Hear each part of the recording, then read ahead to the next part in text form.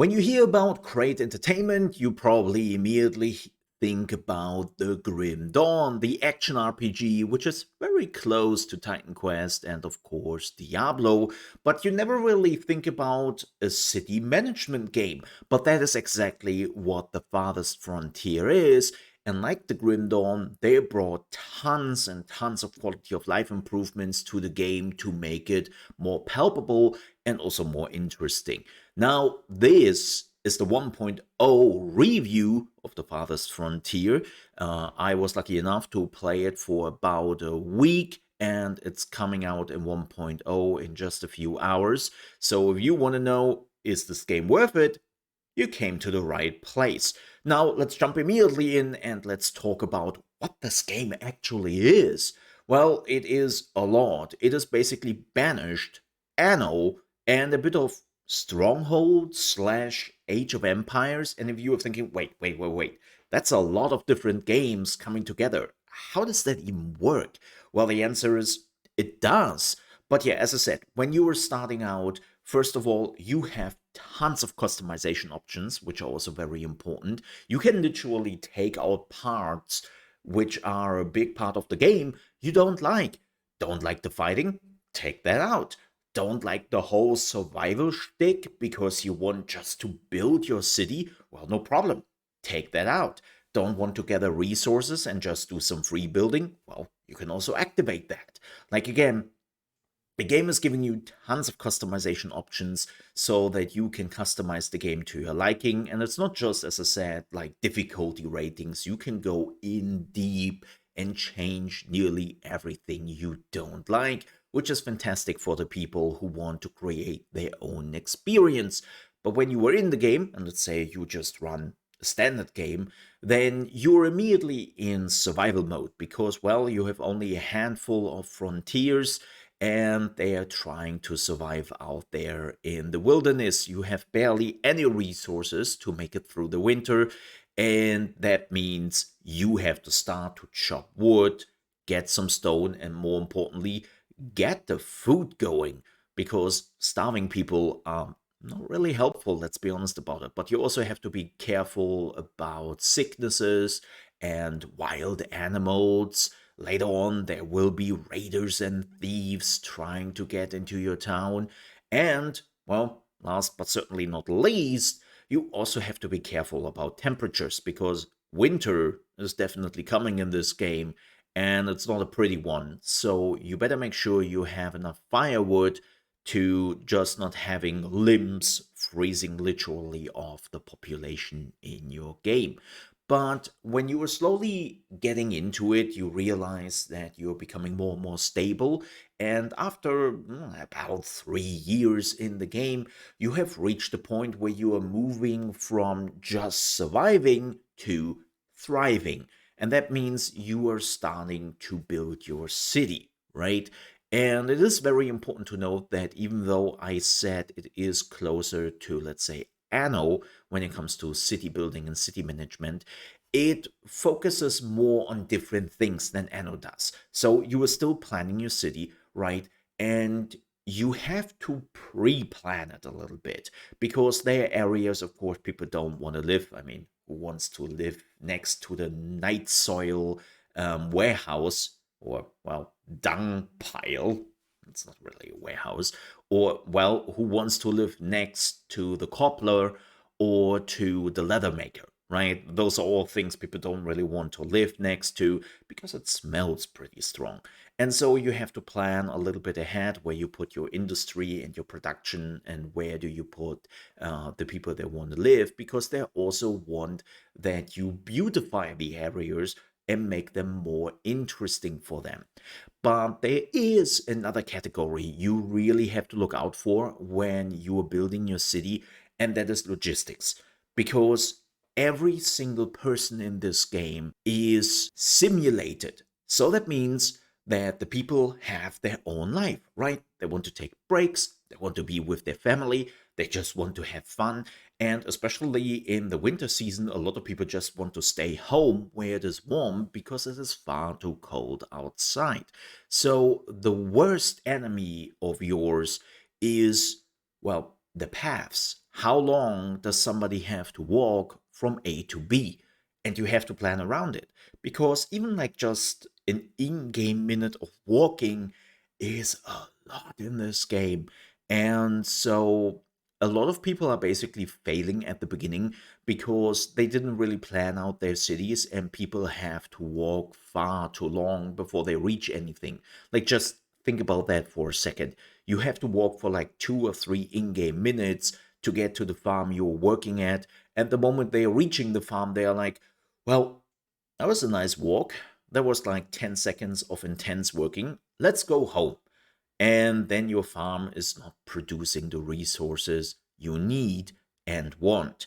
But at least the AI is smart, and this is just a quick glimpse into the quality of life improvements. We would definitely dive a little bit deeper in just a few minutes.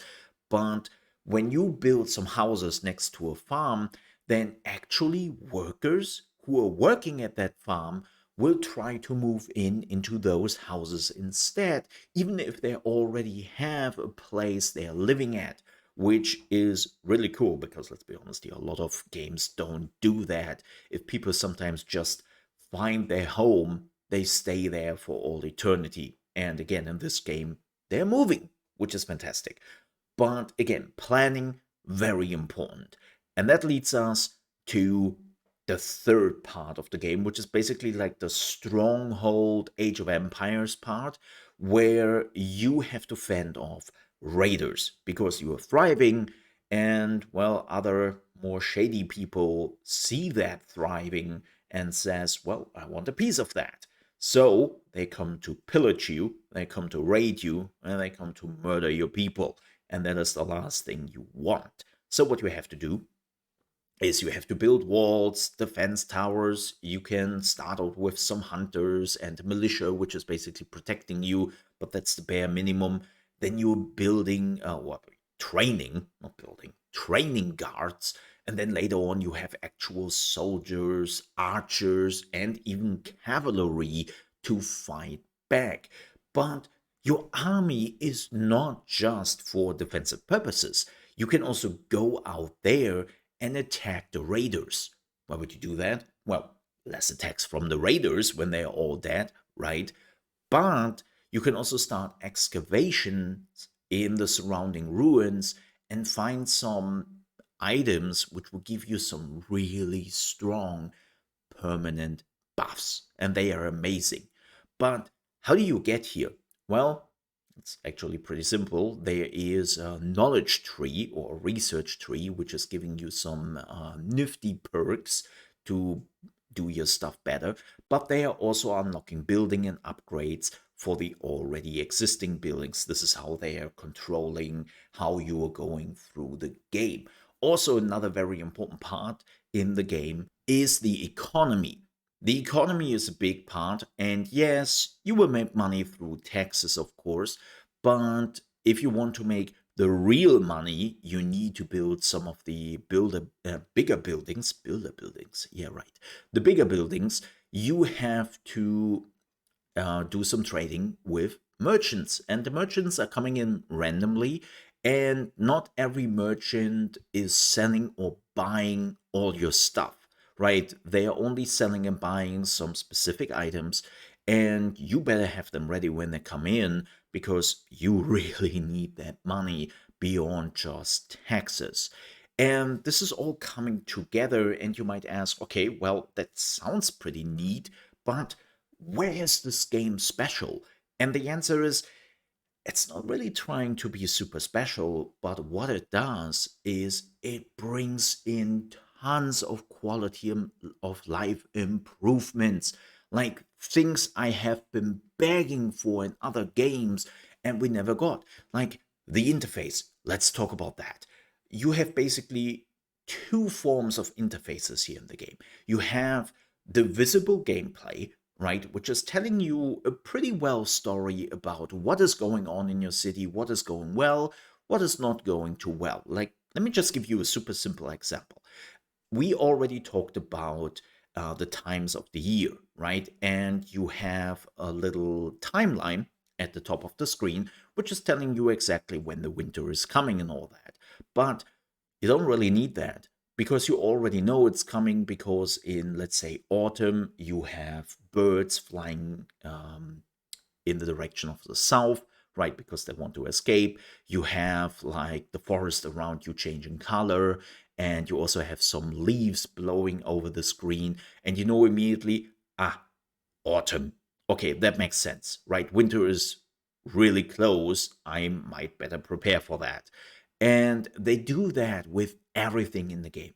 But, and this is the cool part, if you need detailed information, it's all there. You have tons of overlays, you have tons of different interfaces which tell you in detail what is exactly going on in your city and how did you got here? What happened that, let's say, people are starving or people don't have enough wood or stone? Like, you can exactly see what's going on, what the people are doing, what they are working at, how their life is going, and so on and so forth. Like, information you really need, because let's be real here, in the last few years, we had quite a bit of strategy games who completely failed on displaying that. I don't want to name any names, but you know them because you have probably played them in the recent months and years, and it's infuriating that something which was standard for a long time, is now becoming something more special in games like The Farthest Frontier. And again, they have absolutely nailed that to let you know what the heck is going on. But there is something else I want to point out here, and this has something to do with Great Entertainment. They have also been showing that they are supporting their games in a long form. Like, they are putting out tons of free patches with new additions, and of course they have paid DLCs slash expansions. And that means that probably the Farthest Frontier will still be supported 5, 10 years down the line. And not a lot of developers are doing that nowadays anymore, right? So if you want to grab a game where you can also be sure that it will get support for a very long time, then this might be the right one for you. Now, I see another question a lot of people are asking, but Mo, come on, man. Anno is around the corner, right? Why would I play this instead? The answer is pretty simple. They're different games. No, seriously, they're both city management games, but Anno doesn't have a survival part, right? Even their army part is relatively different, their city management part is different. It's a bit like when people are bringing up the discussion between Battlefield and Call of Duty. Sure, they're both shooters, first person shooters at that, but they are very, very different games. And the same happens here with Farthest Frontier. It is a very, very different game. I had a lot of fun with. Like, I really enjoyed the pace of the game. I never felt like bored. There are sometimes moments in city management games where you are just speeding up the game because you are bored out of your mind and nothing is happening. And it never really happened to me in Farthest Frontier. Like, I was always doing something. I was always trying to improve or, well, fix some of my mistakes. And that is why I highly recommend this game. It is a complete package. And at 1.0, this game feels just done. It feels like one of those games where you don't have to say, oh, hopefully this game will be better in 6 months or in a year down the road, and it will bring in the stuff I needed, because they have already done that with 3 years of early access, and now it's 1.0, and they nailed it. Absolutely nailed it. I can't recommend this game enough, because I truly believe it is one of the best survival slash city builder games out there you can get right now. So definitely make sure to check it out. We have also some more Farthest Frontier videos here on the channel, like guides and live streams if you want to have a closer look. And if you enjoyed this video, I would appreciate if you leave a like. If you're new to the channel and you love strategy games, management, and building games, that's what we are focusing on here, then you came to the right place, and I'm hoping you're subscribing to the channel if you can. With that said, thank you so much for watching. Stay safe. and I'll see you next time. Bye.